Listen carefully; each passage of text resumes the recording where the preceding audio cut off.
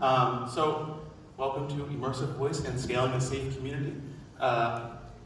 Yes, I am Trey, Summer Product Manager at Unity, and I focus on Vivox, which is our voice and text service, and I specifically focus on safe text and moderation, which are the safety services on top of that.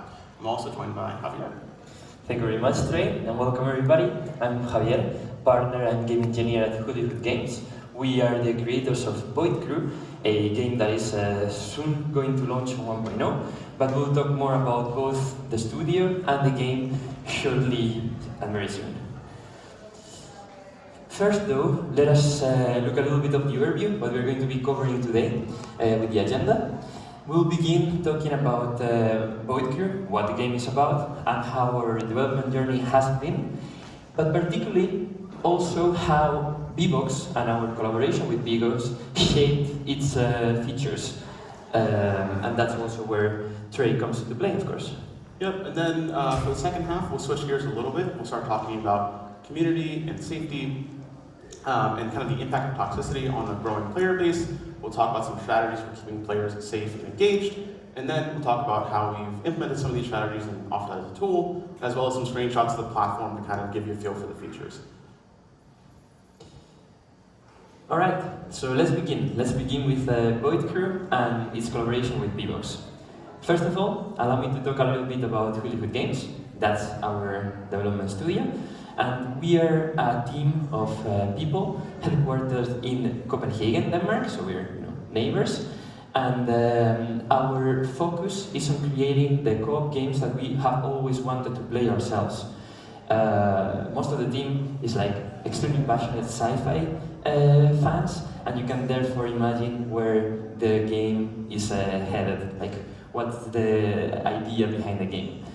Our main philosophy with the studio is to focus on gameplay first. We believe that games should be driven by their gameplay, and the only way that we know to achieve great gameplay and great fun in games is through iteration and prototyping. So you will also see how this talk is very relating to that, like how you can actually achieve such rapid prototyping and continuous iteration. So this team right here, all these great colleagues, we have built together Void Crew. Void Crew is our first ever game. It's been in development for 5.5 years, and it launched to Steam Early Access 1 year ago. But what is it really, right? It's a 1 to 4 players game, a roguelite, where you and your friends share a spaceship. So you all can walk together inside of it and take on different fluid roles where you can just go and sit on the pilot chair and control the spaceship, or just decide to stand up and go man a gun, repair the ship, build a new generator, or upgrade your shields, for example, to the next tier. You have there the official description, of course, as well as a little gameplay snippet where you see all of our pillars, which primarily are epic space battles. You can imagine that in such a sci-fi game.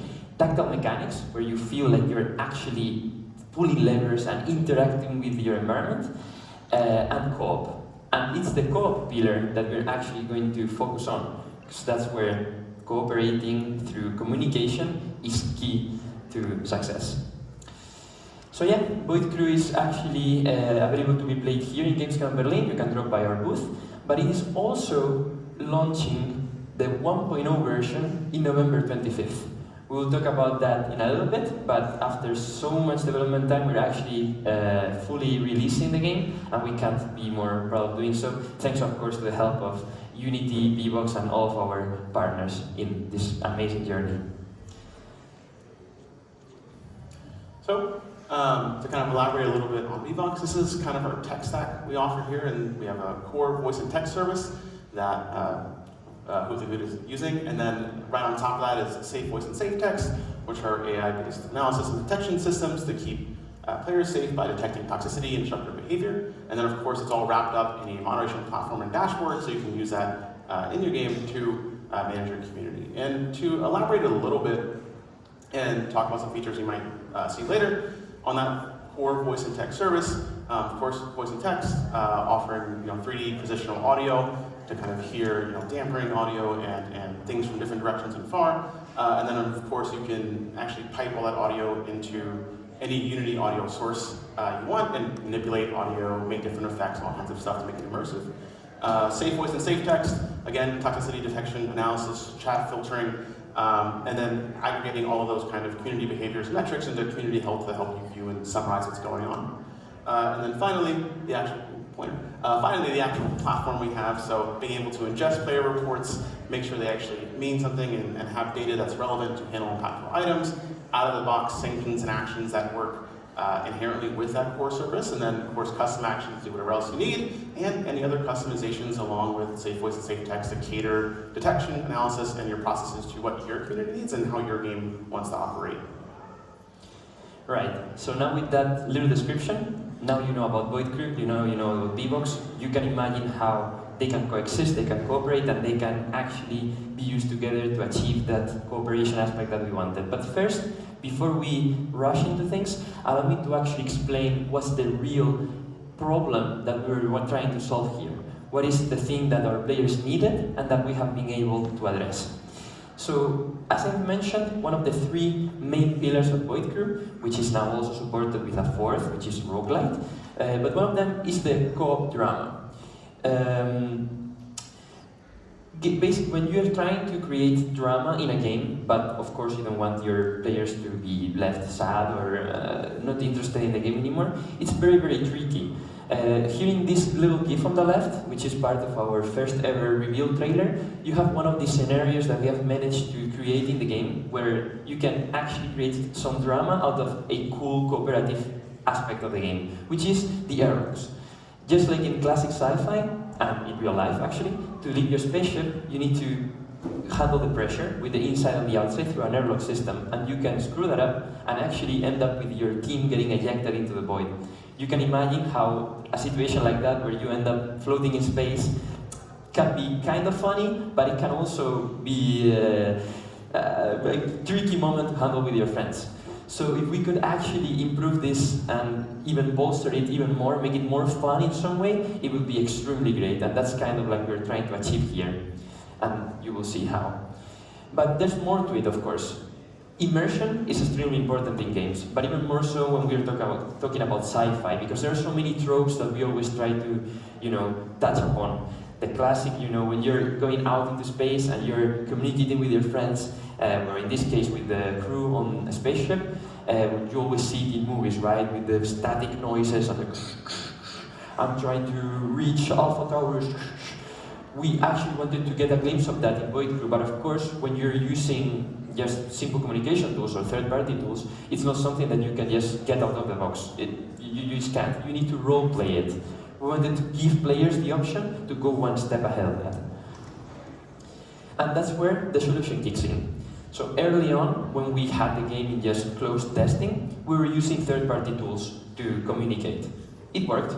We could just play, we could cooperate, but it felt like it could be better. So since we developed the game in Unity, we had a look into the Unity services for audio, and particularly the Vivox service. And we noticed that the integration was marketed as something that would be very simple to do. So we tried it out, and it was indeed very simple to implement. In basically one sprint, in a couple of weeks, we had it ready, and that meant actually that when we launched to early access more than 1 year ago, we already have the very basics of text chat and voice chat implemented into the game. Yeah, and we've worked really hard to make sure that Vivox works in the editor with basically just a package installation to make it super easy to spin up and start using voice and text. And then that was kind of before when you guys are integrating. Nowadays, we actually have prefabs and kind of multiplayer widgets that you can drop into your editor and basically get text and voice up and running with dropping that prefab into the scene. And then you can manipulate, customize all kinds of things you want to do to actually get that to the production level you need. Again. Yeah, later on we'll talk a little bit more in detail, not super in detail, but a little bit more in detail about how easy it was to implement and how the architecture of the system works. But before we move more deeper into that, we need to go back to something I mentioned earlier, which is prototyping. The fact that we could implement it so quickly, that means that we had more time to try it out. And that's where the key lies. As I said, in Hutlihut, we believe in testing things and finding the fun through playtests, and that's what having Vivox implemented so quickly allowed us to do. We started playing more and more with it, internally and with our newly found community in early access, and we discovered that we could actually get even more out of it. And that's where, through the community feedback, we landed in immersive voice, which is what this part of this talk is about, right? But what is immersive voice? Let's actually just have a look at it and hear it directly from the game.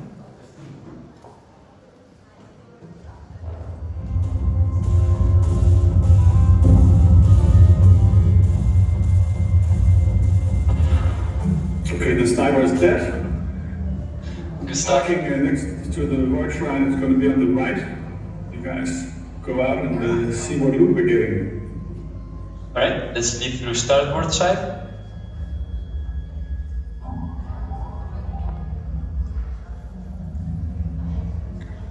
Leaving this ship. Alright, I'll handle the left side of the void shrine. Alright. Anything good? Let's see what we have.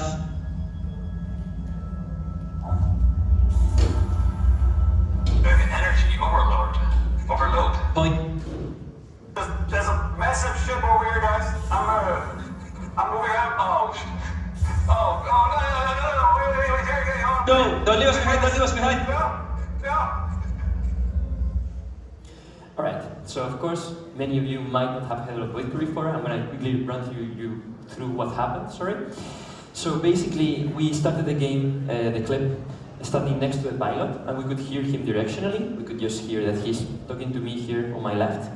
But then as we got farther away, we stopped hearing them in person directionally, and instead started hearing them through the speakers on the ship. He's the captain of the ship, and he can be heard all throughout it perfectly clear.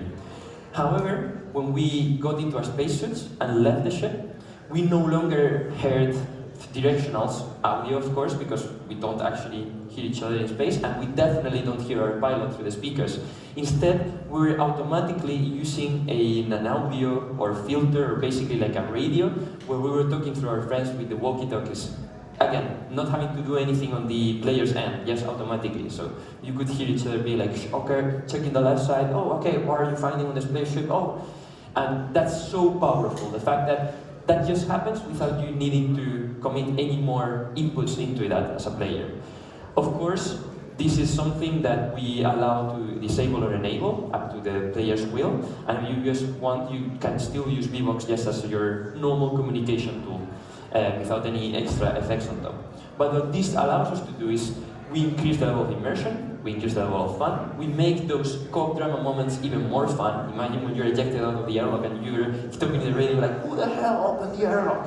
It's just much more fun than just hearing them perfectly clear, like if it was, just like chatting to you on a day-to-day basis.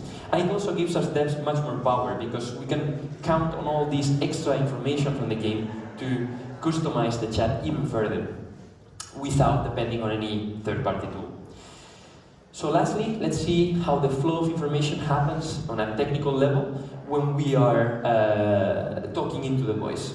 So as a player, I speak into my microphone, that information gets sent to Void Crew and to Unity, our game engine, and from there it's as simple as that information getting sent to Vivox. As you can see, no special thing here, just full transfer of bytes.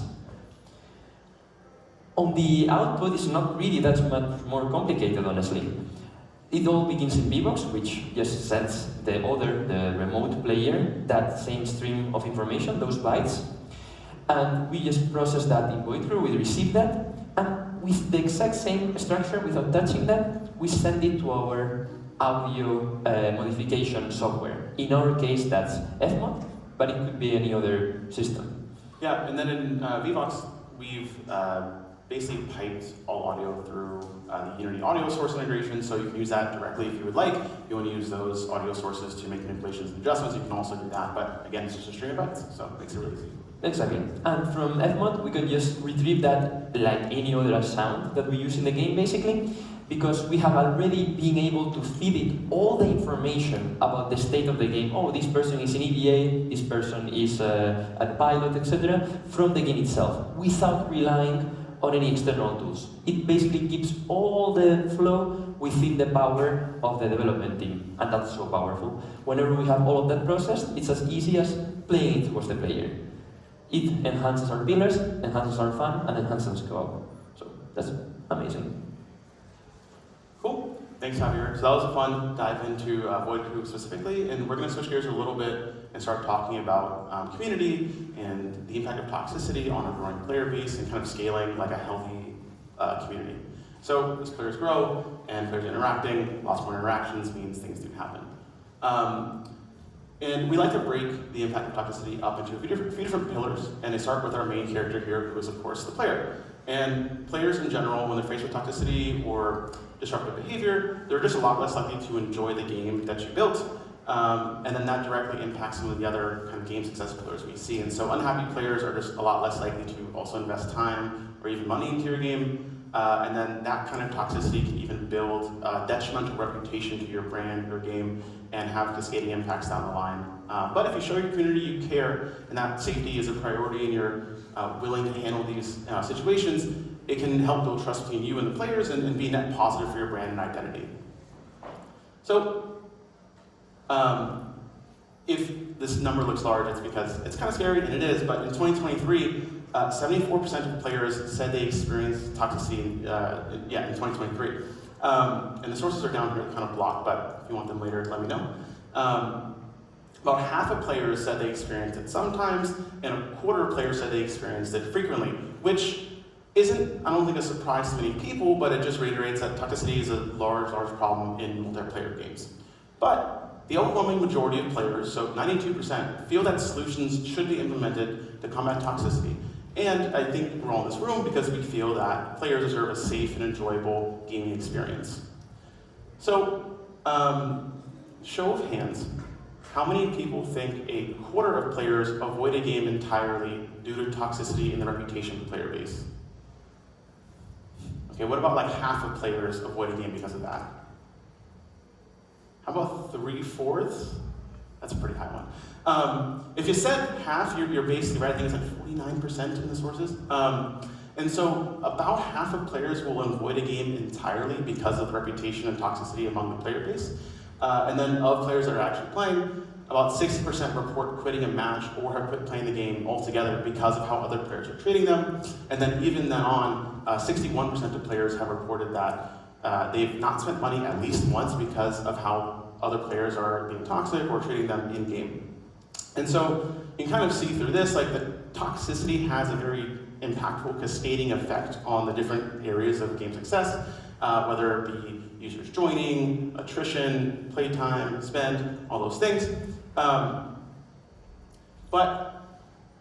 And then we actually see this get manifested in even more stats, and there's a few more sources for this, where players don't even want to spend money in a game that they feel is toxic and they're not being treated well in, and games that are deemed as non-toxic actually see like a 75% increase in monthly average spend, which is a very large gap. And players are, sticking to what they feel like, is best for them, and they just don't want to spend time in a place where they're not comfortable and not being treated well. And I think we'd all pretty much agree that's a pretty reasonable way to go about wanting to enjoy your time in a game. So how can you actually keep players safe and engaged and keep going this community and have a good time? We like to break this up into about 5 pillars. And so the first is empower. We want to give players a voice and agency in controlling their experience to ensure that they have the experience they desire.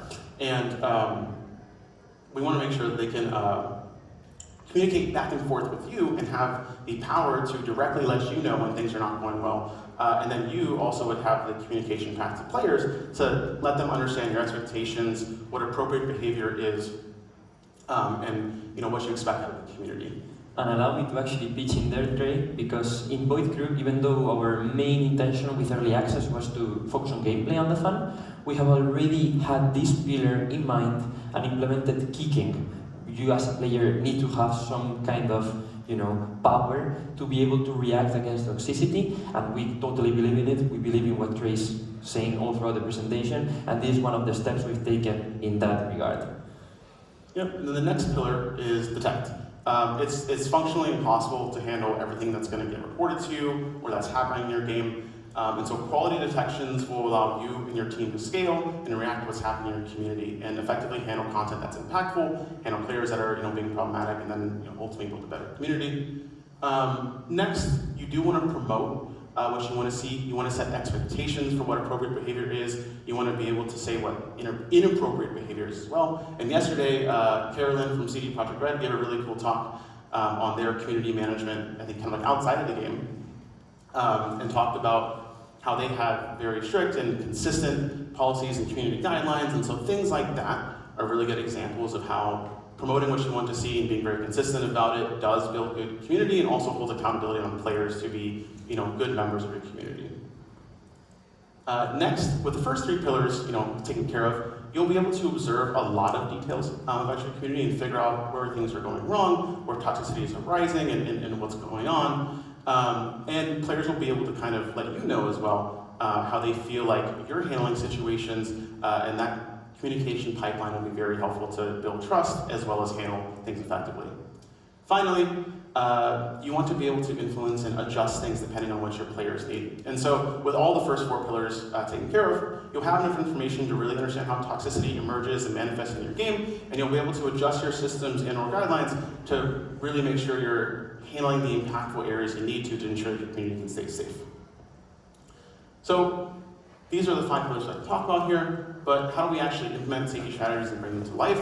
I'm going to go through some kind of quick features that we like to say relate to some of these main pillars and how to keep players safe, and then we'll go through some screenshots of the platform and kind of give you an idea of what they look like. So again, kind of callback, this is our tech stack I talked about earlier, how core voice and text feeds directly into the detection analysis systems, and then compiled into a dashboard for viewing and hopefully scaling your actual moderation efforts as a game team. So first, we want to empower players. And so we want player reports to mean something and be filled with rich and contextually significant data that tells you what happened and makes it very quick to review and make decisions. And then players also need agency in their experience to mute and block other players. And with those events and with player reporting, that really lets them tell you what's going on and you can respond to that. Next, detect. Obviously, that whole middle section of services is all about detection. So you'll want to filter chat and text in real time to avoid that immediate harm. We'll be, text is coming through on the fly. We'll be analyzing text and making sure those detections are available in dashboards so you can see what's going on, whether it's reported or not, because a lot of things do not get reported actually. All that toxicity detections are of course classified, as well as disruptive behavior. And then something really important too is player vulnerability analysis. And so this is about how you may be perceived by other players. And I think we've seen, when players hear someone in a chat or see someone in text, toxicity can arise because of, what they're perceiving. And so being able to identify which groups are being impacted and understanding vulnerability, it's really important to understand how your community is behaving around with other folks. And then, of course, you want to promote what you want to see. And so the platform at the top, right there, supports native actions right out the box with Vivox voice and text. And so mutes, bans, or whatever else you need basically works with a click of a button off the dashboard, and then works, from the service level. And so you don't have to do anything else aside from maybe handle an error. And then, of course, on the flip side, you can make custom actions to do other things you might need outside of the voice and text world, as well as do positive actions or rewards for people that are exhibiting positive behavior. So we'll look at Safe Voice's positive play insights later, but you can kind of make your own actions and be able to reward players or thank folks for reporting bad content and really reinforce not only do we want to not have bad behavior, but we have specific behavior we do like and want to promote in our community. And then finally, or not finally, but next, observe player history of behavior or other sanctions or actions you've taken or reputation scores.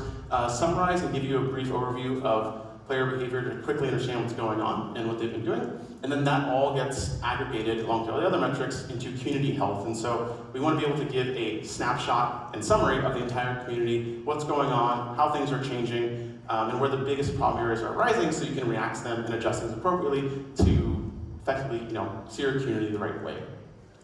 Then finally, influence. And so I talked about customizable detection. We'll go through some more details of that in a minute. but adjusting safe voice and safe text to detect things the way you want them to detect things, adjusting scores, strengths, things like that. And then of course configuring a chat filter to also work out different strengths and then add custom words and all that kind of stuff. So that's how we've related some of these main safety strategic pillars to the platform and to the services. And so I'm going to go through some screenshots, give you a feel for how that runs through end to end. And then we'll do Q&A after. So this is an example of the player report dashboard. And so when player reports come in, all of the safe voice and safe text data is automatically coalesced and piped into those reports and land here. So you don't have to do all that collecting and grabbing. And it also gets whatever channels the players are in. And my example I like to use is you have a team chat, you have a lobby chat. If players are interacting, you'll be able to grab both of those chats and then pipe them into one player report, so it's a little bit more contextually clear. Just to make a note of this, safe voice supports mute triggers and ad hoc audio, and so if you want to do things like analyze things when players are muting each other, or randomly sample a ranked match because you're seeing toxicity rise and things like that, you can also do that. And then the proactive text tech as mentioned earlier will also land here. And then going on from there, so this is the kind of coalesced evidence I talked about, so you'll be able to look at safe voice and safe text. And if there's many channels the players in all at once that are reporting, you'll get those too. So in this case, it's just one channel. Next, when we dive into an actual safe voice session, we'll be able to look at the key moments kind of highlighted in these pink things right here, and they identify toxicity, how long it was, the different classifications, language, as well as some tone, like energy here. And so you can dive into those, quickly parse through, understand the general risk and score, and then figure out what you want to do from there.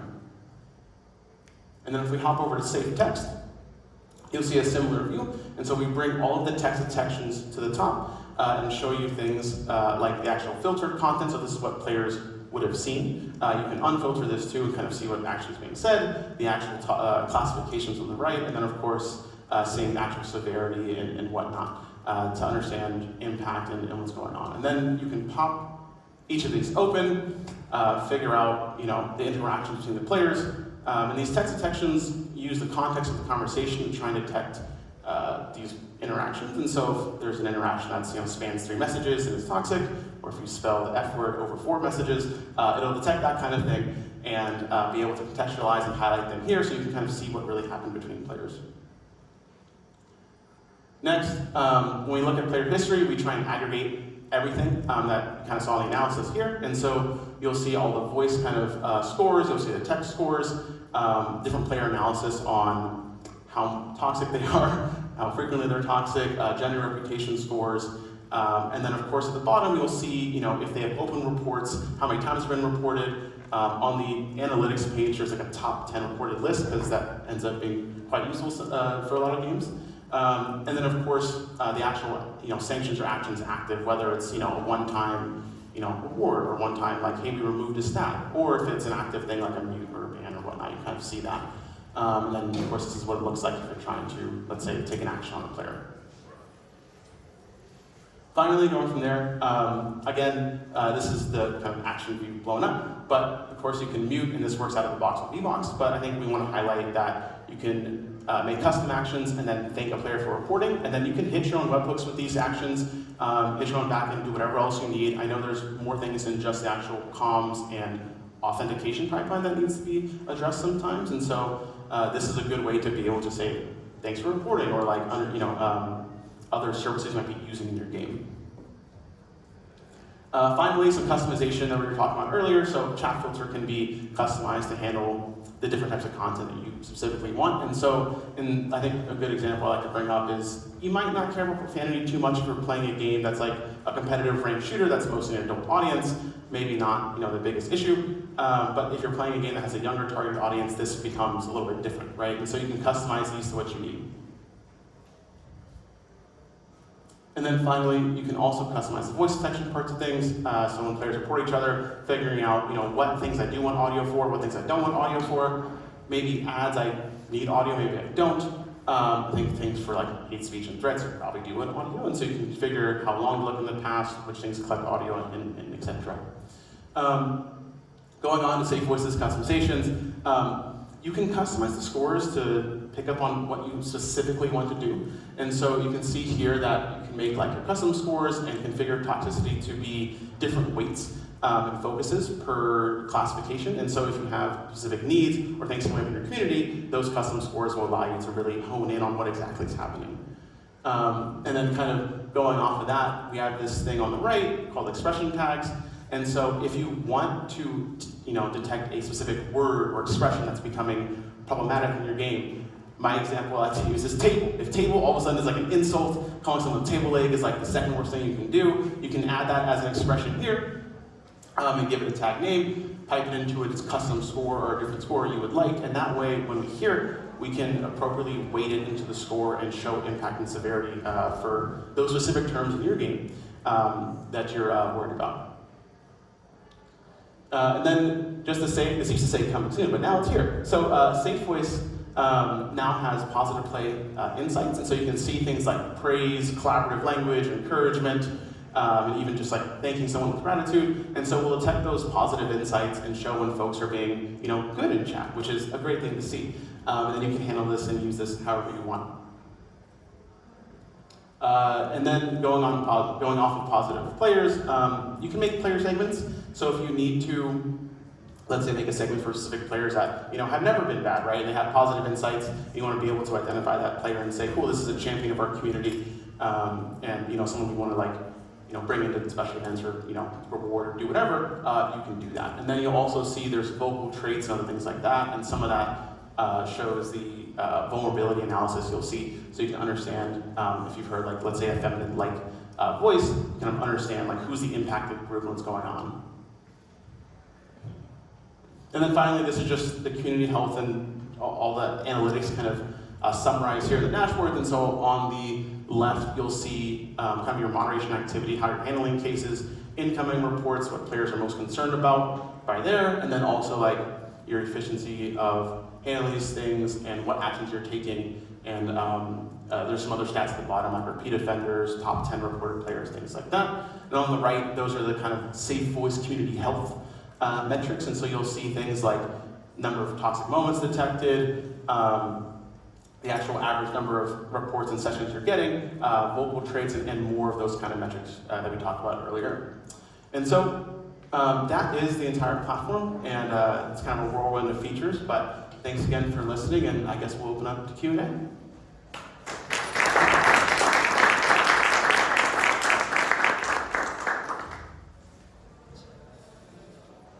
Any questions? Please. So many. Well, I'll try to keep down to just like one or two. Okay. I've got a lot of questions, but I'll try and keep it down to just one or two. Really interesting. I guess a main question. Obviously, I understand you're a Void crew. The game is coming to release soon, so this might be a hard question to answer. But of that sort of like additional analytic stuff that Vivox you were just describing there in terms of identifying players and trying to avoid toxicity, is there anything in particular in Void Crew with that you're utilizing for your game that it's been particularly useful or that you're planning on using? Right. So thank you very much for the question. I think that's like a dream question actually to receive in this talk. So in our journey, we've really prioritized gameplay and like the experience that players have within the game and the gameplay mechanics first, which means that throughout the early access journey, our main focus has been on the fun. However, the reason why we are partnering with Vivox on this is because we acknowledge the importance of safety as well, and even though we've taken some steps like the kicking, the muting, you can also deafen yourself, these like basic measures, we are definitely interested in the more advanced Vivox Safe Text and Vivox Safe Voice features. So it's like something we'll be looking into after the 1.0 launch as a part of basically keeping the community health that Trey has been mentioning. And honestly, I will kind of like also refer the question towards you, Trey. Now that we have the basic features from Vivox enabled, what does it take to get to the safe point? Wow, laid that one out. That was my next thing I was going to add. We worked really hard to make sure that the safety services work basically with like server-side just switch. So you go checkbox it on, want to make it super easy to enable, because that journey that Javier was talking about is super common and is a big important part of like finding the fun, finding your community. Then you want to scale it well and then also safely as it grows, and could grow at a point where you might not be able to handle it all like immediately. And so safe text is super easy to enable. It's like a checkbox, and then you can just configure the chat filter to say, filter these things high, medium, low, or not. And then safe voice, also a checkbox, but of course players, if you're using audio, they have to consent, and you can kind of decide how you want to do that anyway, but we do provide consent services, so if you want to just track that at the service level, we offer that consent service so that if you want to let players join games and use audio but not consent to recording, that's fine, you can do that, and then our recordings requests will respect that, make sure they're not getting recorded. And then if you want to do something like you have to consent to play, like that's up to you guys, but we offer all the tools and services to kind of do it the way you want. But yeah, it's a pretty valuable journey as you want to scale a community after. It's like we really wanted to make sure that enabling and using was super easy after the fact. Cool, thank you very much. And one other question, just obviously the recording part there, you're making recordings for Vivox Safe Boys. Are those recordings then essentially available to the developer to then like pass back out? So let's say, for example, you have a really good game with somebody, and at the end of the game there's like a play of the game moment. You could have like everybody have an opportunity to like give their compliments or whatever. You get a little timer on the bottom of the screen, and it's like, do you want to say something to compliment somebody in the game? Would you then be able to record that through Vivox Safe Voice and make sure that only compliments are going to go through and then pass it through? Or are those recordings only on the back end and only available for kind of the administration side of it? Yeah, in short, yes, and that is an awesome use case. We probably should talk after, because the pause play use cases are a little more nuanced than, let's say, like detecting toxicity and like needing to handle it at scale. I think you asked like a couple questions about how that might work. I'll answer the integration one because it's pretty simple. You can make an ad hoc request whenever you want to analyze audio, and for however long you want. So if that timer is 30 seconds, you know exactly how long to say I want to analyze 30 seconds of audio, right? And then like you'll have this super fun set of folks complimenting each other. It's a pretty fun use case. And then I think you asked the first question. What was the first half of that question? Just like whether or not the recordings are available afterwards to be able to dish them out once you're done, basically. Right, so recordings that get made, you can configure storage if you want to store them yourselves. We will not store them forever, only 30 days. That way you can access them on the dashboard and use them, but after 30 days, we won't have them anymore. We'll have metadata, so you can reference it, let's say in history, but that same session ID and whatnot, you can actually, you'll store that, but you also can store all the audio on your side if you want to handle it differently. There's definitely some evidence locker use cases like we're looking for, and if you have some comments on there, definitely let me know. Okay, awesome. Thank you very much. Cheers.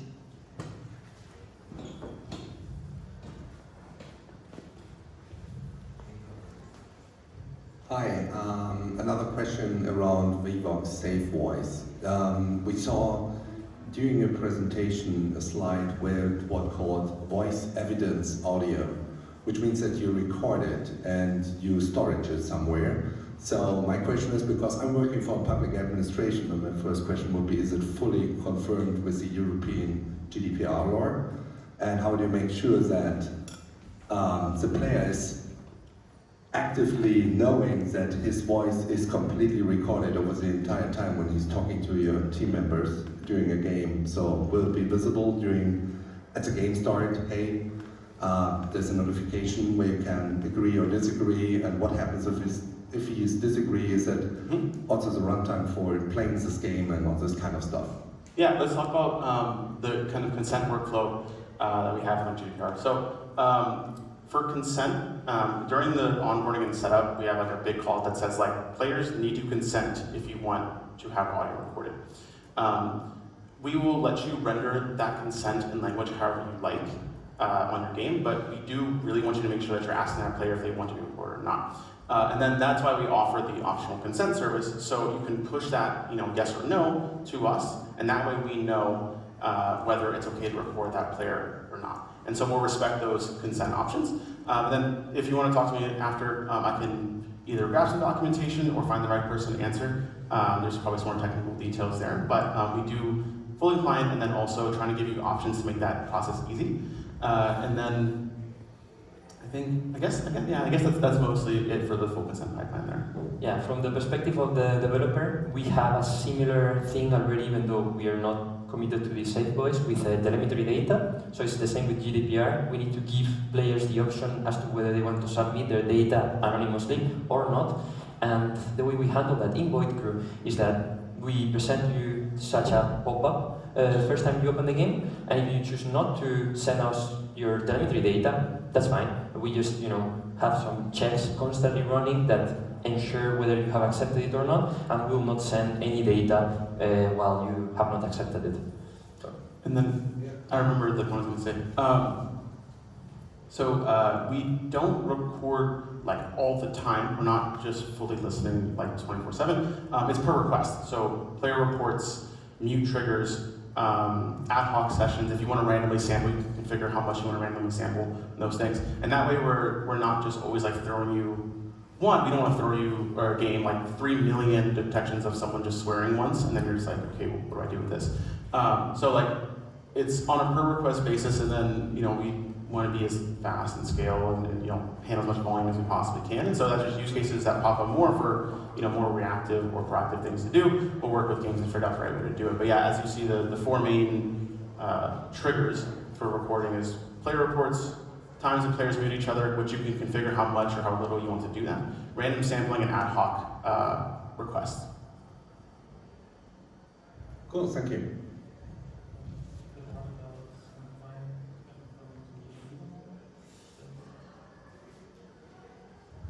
Well, yeah, the good point. So confirming to the EU law. So is it confirmed to the EU law? Because technically, it's possible that you record the entire time. Technically, it's also possible to share the information at the back end to the developer or publisher. And it's a very high density information because I saw it. You can track language, if it's a female or a male voice. So these are very personal information. So normally the European law, and remember the law fight EU versus Amazon about Alexa and the voice recording opportunities which this hardware offers. So potentially it's software side, it's the same, right? So. Yeah, I'll give you two things. So for the feminine like, or let's say child-like vulnerability analysis, that's mainly to understand more how other players are perceiving that player. We don't really tie it to like, we want to identify that player. We want to just kind of understand the context of like, how are these other players hearing them? And then if you see toxic things happen, you're like, well, they're attacking this group. So that's how we want to approach that. And then I think in terms of those laws mentioned, there's I think some technical details I can go over with you. I can also connect you to the safe voice PM. So I focus on the safe text and the platform part mainly. And so I can talk to you after. Try and find the right docs and connect you to the PM because she would love to talk about it.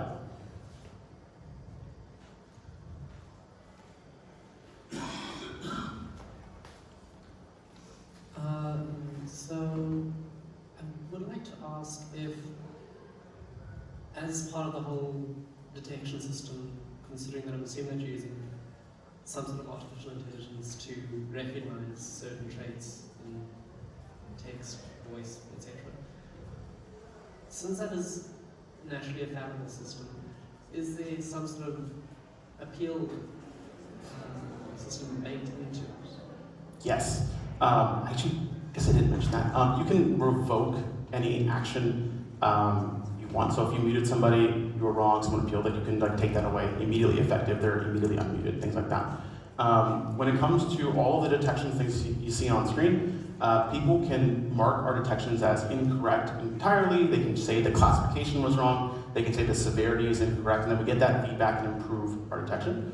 And so we want to be able to get that feedback directly from people that are moderating the game and looking at these things and let us know. And then, of course, we're trying our best to make sure we have like balanced data set, as little bias as possible, and then not unfairly impacting a player if we aren't like super sure that it's toxic. So we don't want to like accidentally just start flagging so many things as severity just because we had not enough data, right? So we want to be more careful and give players a more fair chance than being, wrong.